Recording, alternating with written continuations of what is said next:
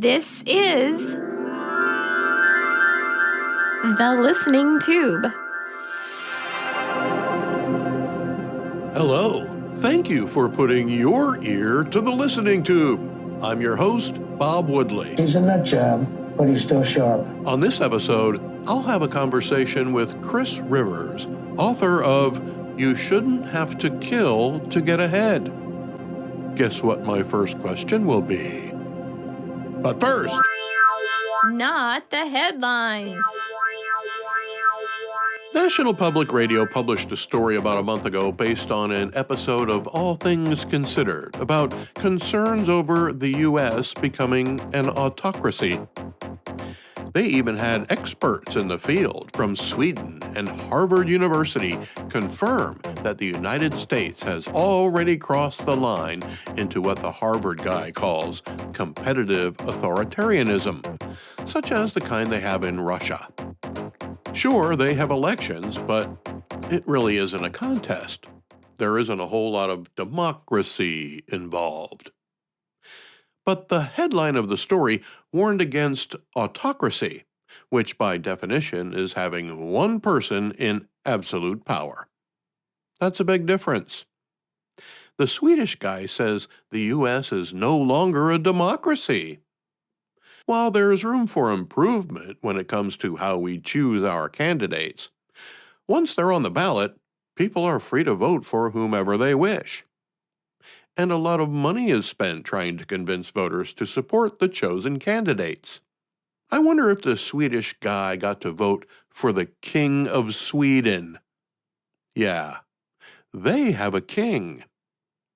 They also have elected representatives, but come on. And if that wasn't enough, The Harvard guy was kind enough to toss out some of the ways we're able to tell that the United States is becoming a competitive authoritarianism. These tactics include attacking the press. Well, I must admit that we see a lot more of that under the Trump administration than we did under the Biden administration. But when you look at the press as a whole, most of the larger organizations, including CBS, NBC, and ABC, as well as CNN and MS Now, and the Associated Press, plus most of the newspapers they serve, never criticized President Biden. They covered up for him. They omitted for him. They gave their questions in advance for him. They did nothing to uncover and report the corruption and mismanagement and the auto-pen executive branch of the federal government. They didn't cover the open borders or the crime and the cost of millions of illegal aliens crowding our schools, homes, and hospitals. The Biden administration had no reason to attack the press. It was on their side. And not always voluntarily.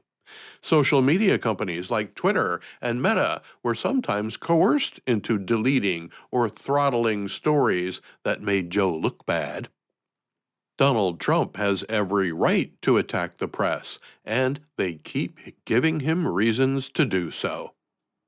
I'm sure President Trump would love nothing more than a great relationship with the press, and they could have that if they would just report the news in an honest way. Another tactic the Harvard guy uses to recognize autocracy is disenfranchising voters. Senate Democrats would agree that the Trump administration is trying to disenfranchise voters with the SAVE Act, which would require proof of citizenship to register to vote in federal elections and to show photo ID when you actually go to your polling place to vote. Even though more than 3/4 of Democrats agree with the idea, Senate Democrats refused to vote in favor of such a plan, calling it Jim Crow 2.0, forgetting that Jim Crow 1.0 was the Democrats trying to keep black people from voting. Unlike Jim Crow laws, the SAVE Act has no racism built into it. But the Democrats have to make everything racist. Or sexist. Another Senate Democrat claim is that married women would have a hard time registering to vote. It's ironic that the Democrats would vote for a woman simply because of her gender, yet can't define a woman and think women are too stupid to register to vote. The only voters who are being disenfranchised are the people who are voting illegally, people who are not citizens and don't have the right to vote in America's elections. That's not disenfranchising American voters, it's solidifying the value of each citizen's vote. The third tactic the Harvard guy points out is weaponizing the justice system. And he's right. That's exactly what the Biden administration did to Donald Trump. They hounded him with impeachments, charged him with crimes, and put him through sham trials, one with the most crooked judge since Pennsylvania's Kids for Cash judges, Judge Boasberg. I'm surprised Harvard guy didn't write about weaponizing the justice system when Joe Biden was president, because that's when it was put into full force in the hopes of keeping Donald Trump off the ballot altogether. What Harvard guy is witnessing now isn't weaponizing the justice system. It's putting the justice system to work in the way it was intended, to adjudicate criminality, the criminality that took place by the Biden administration. It's not revenge, it's upholding the law. And you can hang your hat on that. Why NPR chose to do a story on the possibility of an autocracy in America at this point is puzzling. The closest America came to an autocracy was the last presidential election. We would be in a competitive authoritarianism if Kamala Harris had won the presidency. The Democrats had no primary, forced out the sitting president, and appointed their chosen candidate, just like they do in Russia. Had Kamala won, and if the House and Senate were also controlled by the Democrats, they would pack the Supreme Court, end the filibuster, and put in an apparatus that would enable them to keep control of power regardless of who the Republicans or any other political party put forth as a candidate. How do I know this? Because that's what they said they'd do. The Democrats have been taken over by the extreme left-wing socialists in the party.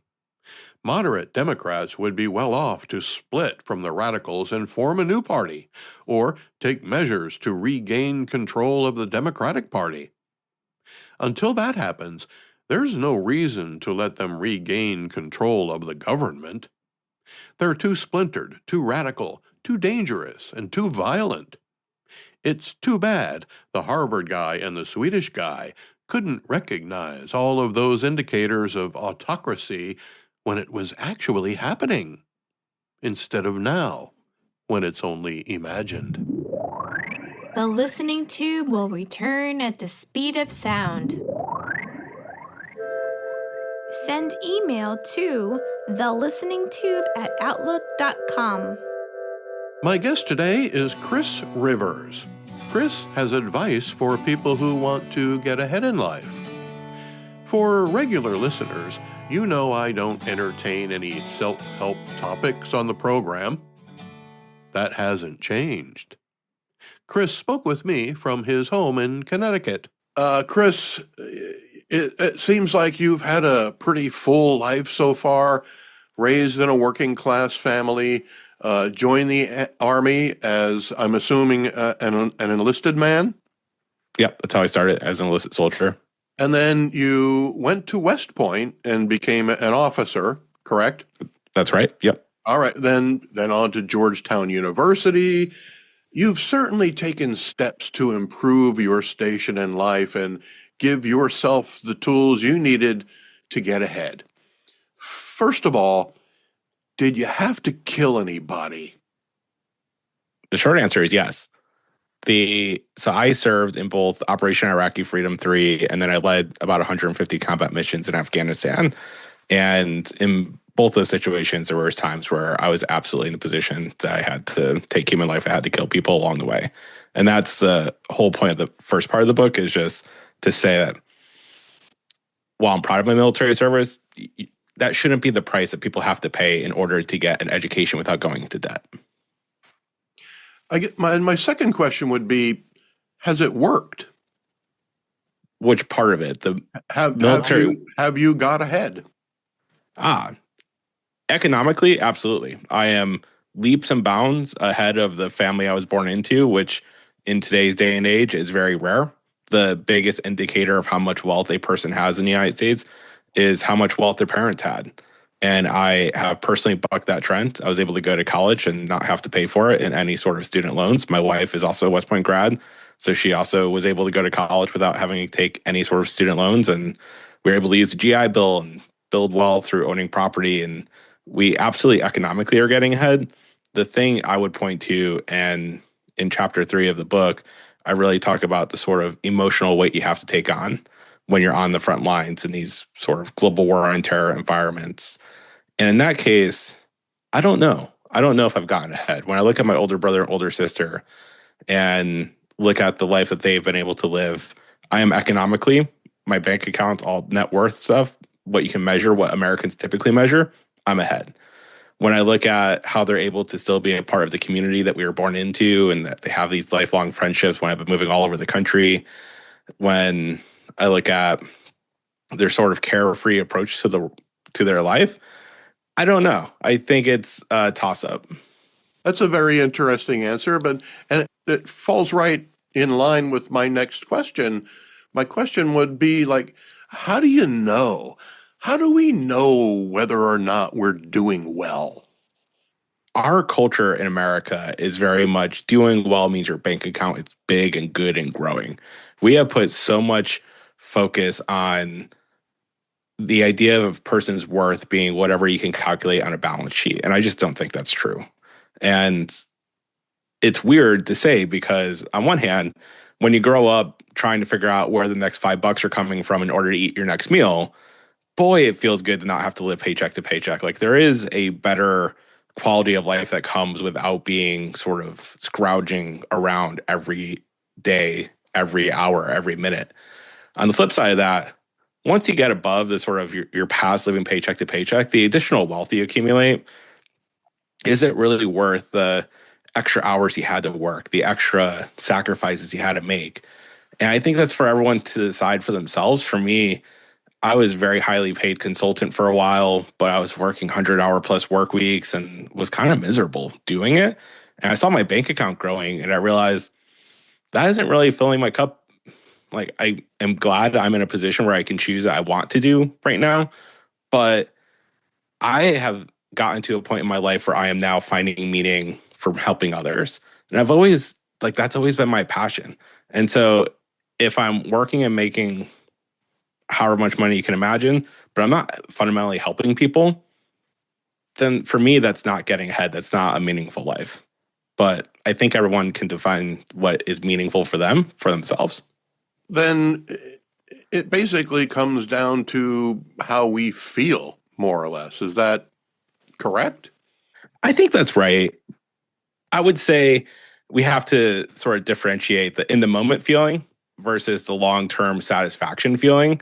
I think those are two different feelings. And sometimes in our current society, boy, do we really love the in the moment gratification. I love eating ice cream. I grew up in New England. It used to be the dairy capital of the country. So we have all these old like time farm mom and pop farms around that still sell ice cream and it's delicious. Love it.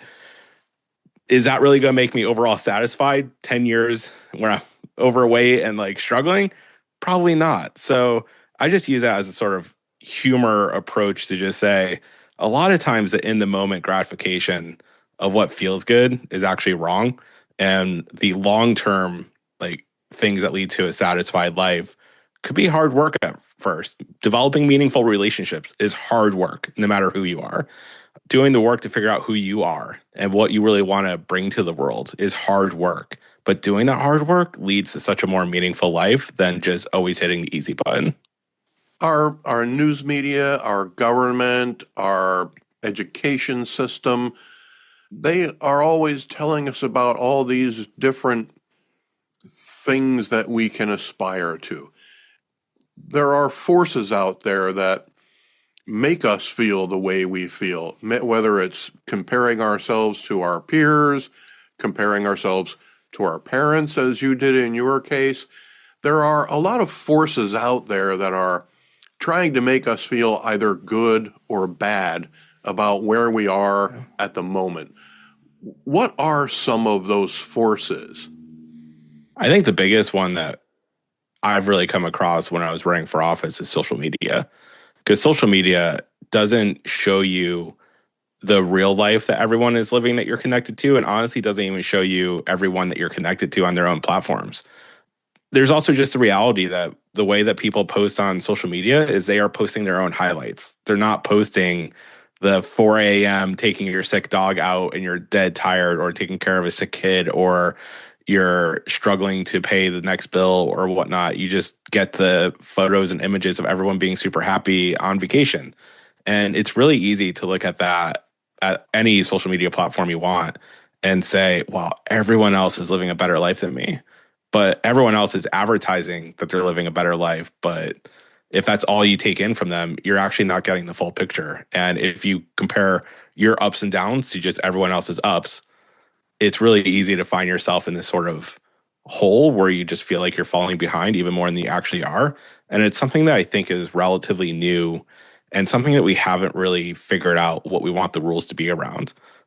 That is one of the biggest forces. And then, yeah, we have massive entertainment industries, we have massive advertising industries, we have a whole news media that's more entertainment than news. There's a whole bunch of forces. But at the end of the day, I really think the social media effect is the biggest one that we're having to face right now. So I guess I'm lucky if I have a friend or two who occasionally sobs that nobody loves them anymore. If people are willing to open up to you about their actual troubles, then I think you're actually doing pretty well. I think it's a good sign, right?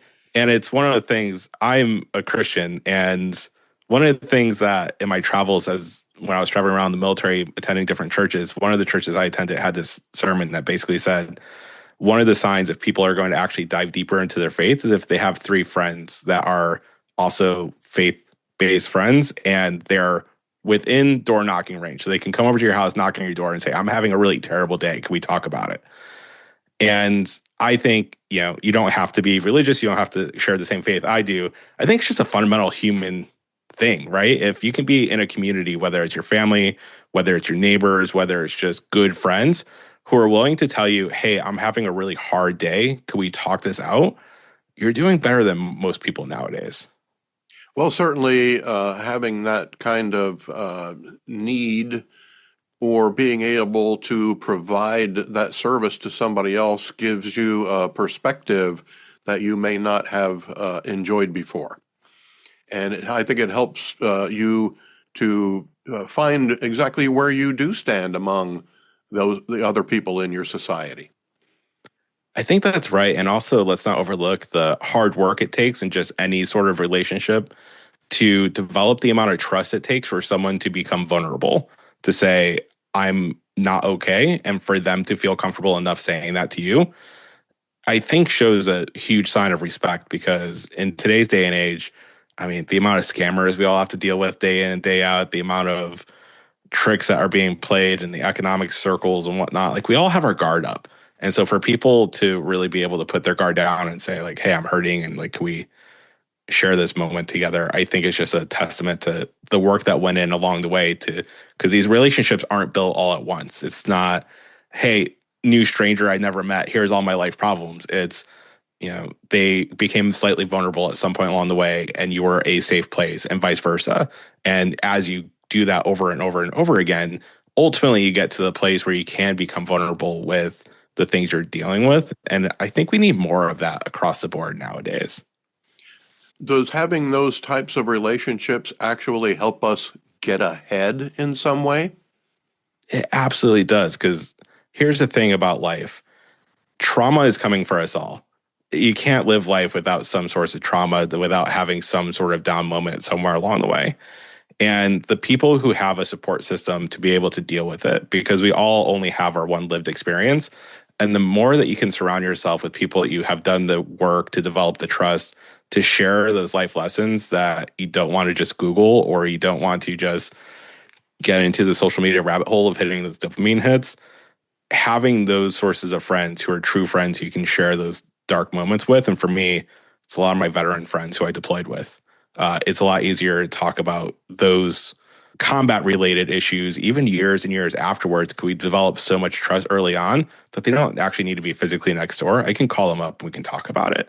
And having that support system is a huge benefit for getting ahead, because if you're left to your own devices where you just have to figure it all out for yourself, who knows how long it will take you. Every person is different, every situation is different, but having a group of friends that you can talk things out with can help you short circuit those sort of times to understand what's actually wrong and maybe what solutions are, or just to feel heard.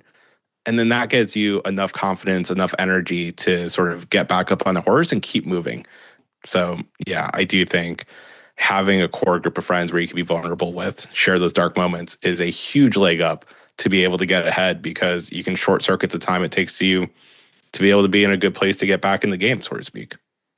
Other than the way we feel about our station in life or wherever we are in our current situation, we also have statistics and facts that show us where we are as compared to other people, as compared to people within our state, as compared to an average. There are a lot of statistics out there. Would we feel different if we only paid attention to those statistics instead of those other influences? Yes. And the reason why I'm so quick to say yes is just to say, I think most people are doing better than they think they're doing. And it also, when you look at those statistics, and I'll say this as someone, I'm 40 years old right now. I'm sort of middle of my professional career. And when I look at the sort of median wealth statistics, you have to remember that half the people who are older than me had a lot longer time to develop that wealth, develop their relationships, whatnot. And then the other half of the people younger than me haven't had as much time as I have. And I think we underestimate the power of time in whether it's our personal development, wealth development, whatever it is. The power of time is incredibly important. And if you could break up the statistics to look at your age group and how everyone's doing, I think you would have a very different picture about where you are in this overall race. And I do say race because I do think we all kind of, like, we're Americans, we love to compete, whether it's baseball or some other sport. And at the end of the day, if you don't know the stats, you don't know where you fall. And in my day job right now, I work for a nonprofit that's working with our higher ed system here in Connecticut. And I do sort of strategic work for how the system runs. And a lot of the students I talk to just feel like, hey, I'm doing all this work. I don't really know if I'm getting ahead, but they're on track to complete their degree. And when they realize that the actual completion rates are less than 50% in a lot of these programs because life happens and people are struggling to actually finish their degrees, actually just completing it, even if you have a C or D average, if you complete it, like, you're doing better than a lot of other people.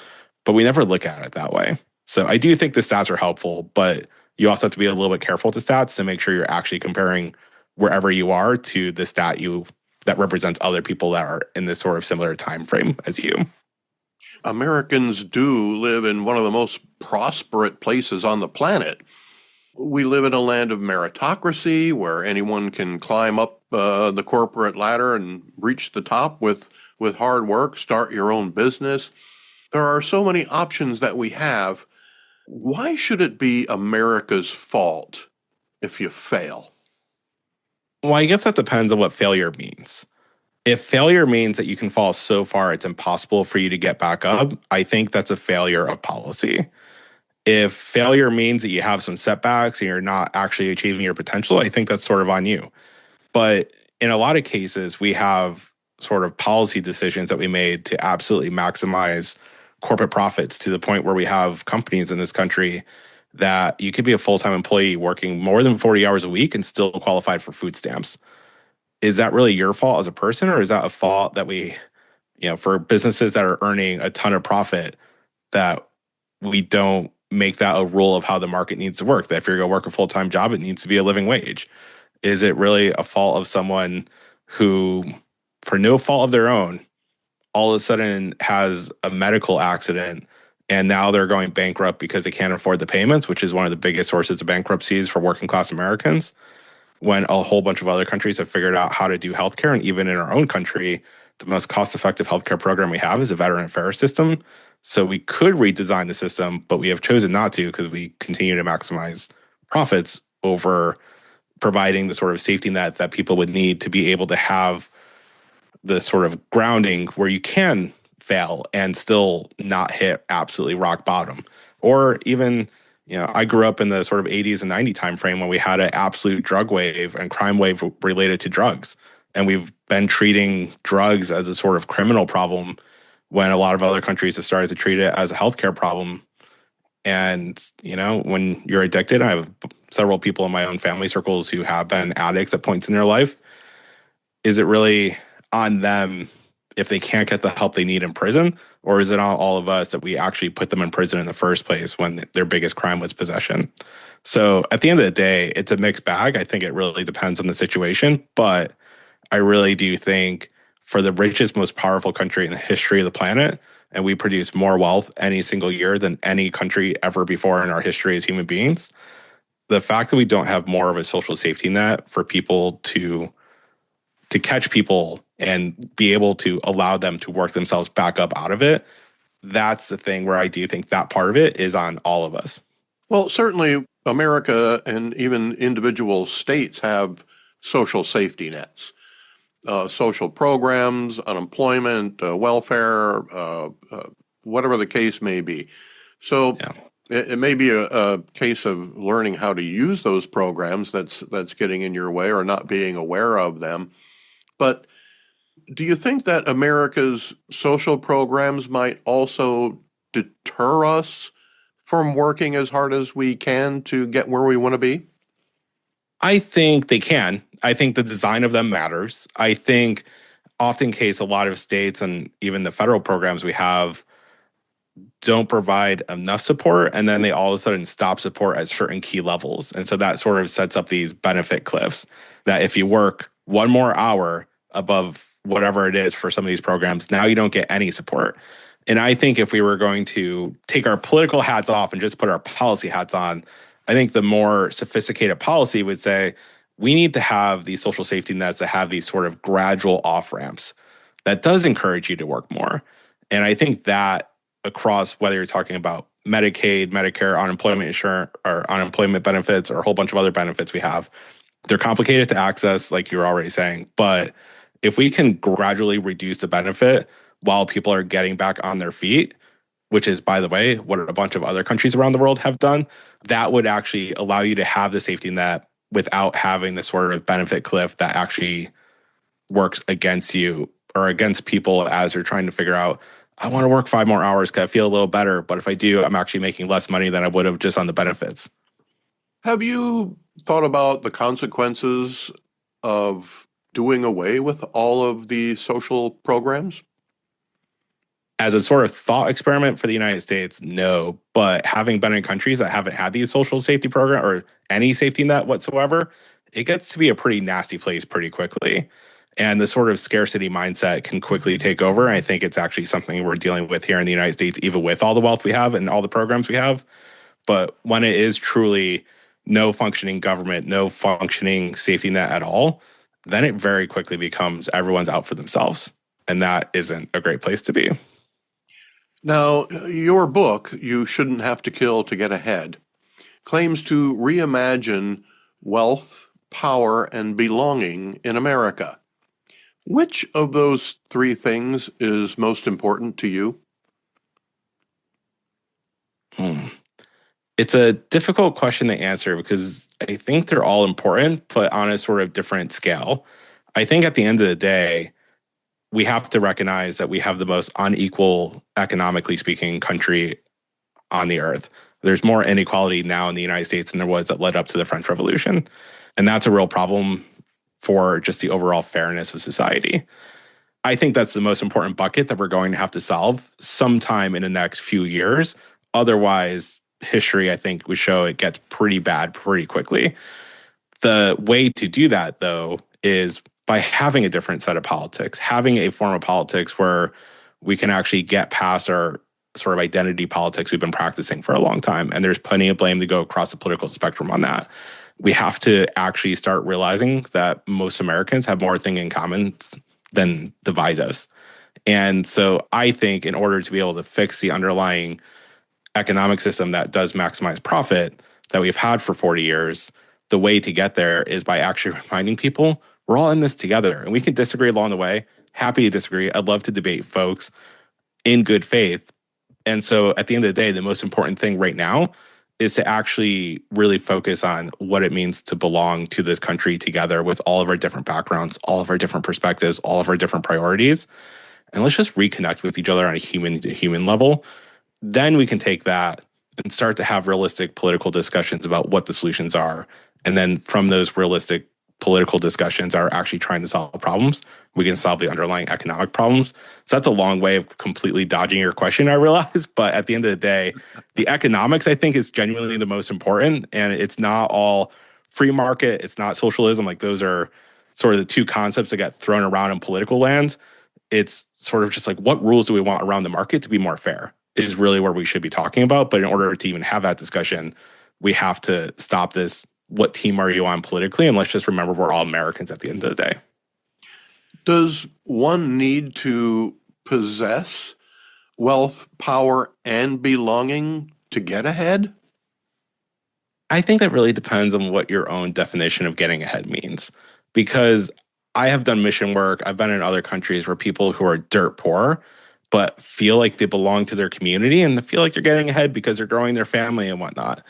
And I think our country in the United States right now, I think the sort of key components to life for most people is you do have a community, family, whatever that means to you, that you could belong to, that you do have some sort of ability to feel empowered, whether that's through your work or through your community. There's a couple different ways to do that.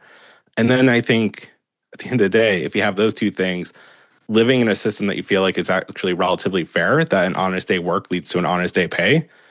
If you have all three of those things, then I think you have a pretty good recipe for an overall satisfied life. If you don't have those three things, I think it becomes really hard to actually feel satisfied with what you're doing. Because at the end of the day, if you're working super hard but don't feel like you're being compensated fairly, that will eat away at you after a while. If you don't feel like you're empowered at all in what you're doing. So like when I was being very highly paid, but I wasn't loving the sort of business development side of it where I was waking up at 5 a.m. every day to write new contracts, to find new business and whatnot. Like if you don't feel empowered for what you're doing, that's going to eat away at you for a while. And then if you're kind of in this all alone, if you don't have a family or community that you can feel like you're really genuinely a part of, that's going to eat away at you for a while. And, you know, faith can play a role in that. There's a whole bunch of other things that can play a role in that. But I do think that's the sort of core, at least in our American society, for the component parts we should all be looking for.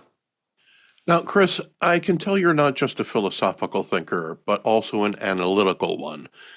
Is your book, You Shouldn't Have to Kill to Get Ahead, more of a lifestyle-changing, self-improvement book, or does it provide insight on some of the actual logistics you'll need to reach your goals?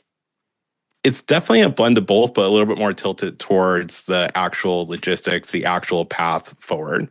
And so the first third of the book is really my life story. So you can see how I did it. And you can also understand all my own biases because we all have them.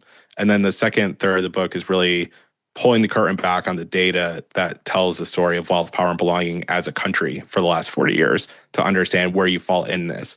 And then the last third is, if you don't like the system we have now, here's a whole bunch of ideas of what we could do to actually fix it.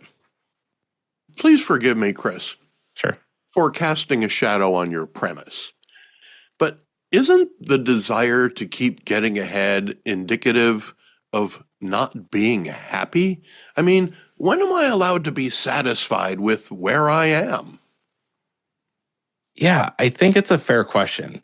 And I really think it's a fair question because I also think our society tends to really focus on always getting ahead. And wherever you are, it's never enough.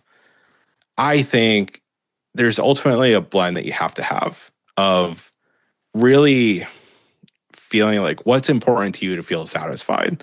For me, what I need to feel satisfied is helping other people along the way. And as long as I'm doing that, I actually feel pretty good. And I've done that while living a very Spartan life in a very small apartment while earning almost nothing and like really worrying about money. And I've done that while earning a lot of money. But at the end of the day, for me, that's core to who I am. But I'm almost blessed in a way I was able to figure out that's one of the things that just really made me tick early on.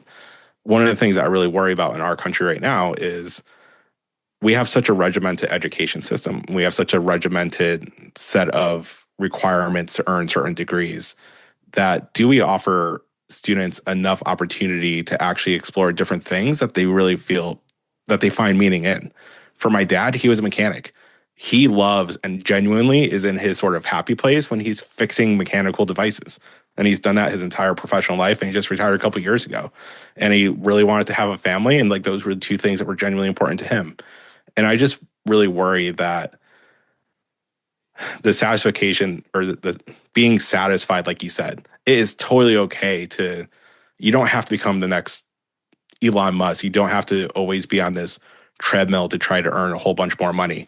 But what I do think we all have to do is try to figure out what being satisfied means to us. And I do think a certain amount of economics plays a role into that, because if you're starving, it's hard to be satisfied. So there's a certain level, like a certain amount that you kind of need, right? There's a certain amount of empowerment that you probably want to feel, and everyone's a little bit different on that spectrum. And there's a certain amount of belonging that you probably want to feel. And I've no friends of mine who are genuinely hermits out in the middle of the woods, and I like to spend some time in the woods. I'm an introvert. But like if that's all you do all the time, then how do you feel satisfied? So at the end of the day, I think it's kind of up for everyone to determine for themselves what it will take for them to feel satisfied. And that doesn't have to mean you're getting the biggest bank account. But I do think you have to do the homework to figure out like what it means for you. You've accomplished quite a lot. If you would please tell me about something you did as a policy advisor and problem solver at the State Department that brought you some sort of satisfaction. Yeah, at the end of the day, the interesting things about working at the State Department is the State Department is America's representation to all the governments elsewhere in the world. And you get to represent the United States government, which we always talk about in political circles as right now we'll talk about as a Trump administration or it was a Biden administration. And the reality is our government is really complex. And so I was working on science and technology issues all throughout North and South America. And that sounds relatively easy to say until you realize we have 20 or 30 different science agencies just at the federal government level. Then we have thousands of universities. And the coolest thing I think I got to experience at the State Department was being able to lead a delegation of US scientists down to South America to go look for research partners. And the sort of benefit we all get, both in the countries that we're researching and for Americans, is things like if we all think back to the Zika virus.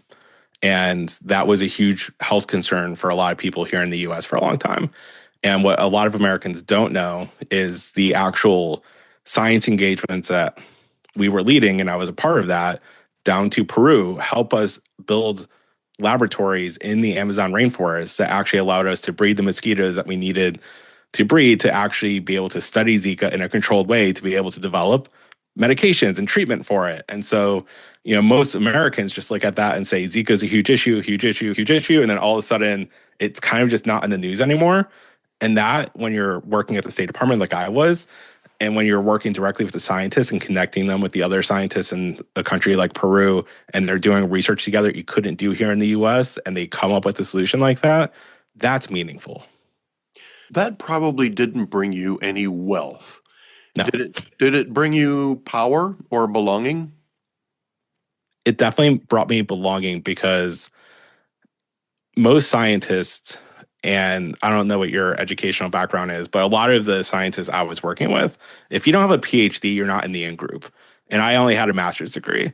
And at the end of the day, by the time I led this really successful group of PhD research scientists, and I was able to unlock the policy stuff for them, whether it was getting their equipment down there and not having get held up in customs and getting special arrangements or not, all these like weird policy stuff that the scientists don't want to talk about and don't understand and don't want to understand. All of a sudden I was on their team, and I was actually the American official leading the delegation. And so those are still folks, even though I think most of them have retired because they were more senior scientists. And that was quite a few years ago now.